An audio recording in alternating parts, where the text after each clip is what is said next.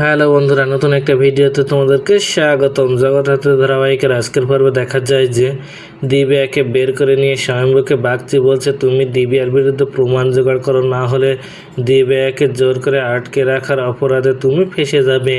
এমন কথা শুনে রেগে যায় দুর্গা আর বলে, এ কে রে, তুই ওর মতো কুচকি মহিলাকে জামিন করিয়ে নিয়েছিস? এমন কথা শুনে রেগে যায় বাগচি আর বলে, আমি যেই হই না কেন তুমি চুপ করে থাকো, না হলে ফেঁসে যাবে।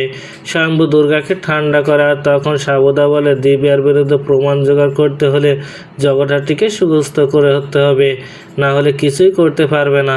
দুর্গা হসপিটালে এসে মাকে নিয়ে বাড়িতে আসে আর জগদ্ধাত্রীর সেবা করার দায়িত্ব দেয় বৈদ্যাহীর উপরে আর বলে, আমার মা সুস্থ না হলে আমি তোর ছেলেকে শেষ করে দেব। এমন কথা শুনে অনেক চমকে ওঠে বৈদ্যাহী আর বলে, আমি যে করে হোক তোমার মাকে সুস্থ করে তুলব।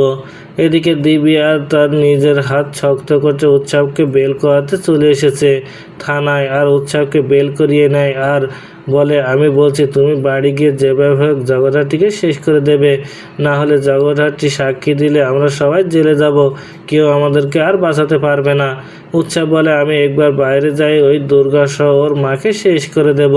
তো বন্ধুরা, কী ঘটতে চলেছে গল্পে এবার জানতে হলে আমাদের সাথেই থাকুন। ধন্যবাদ।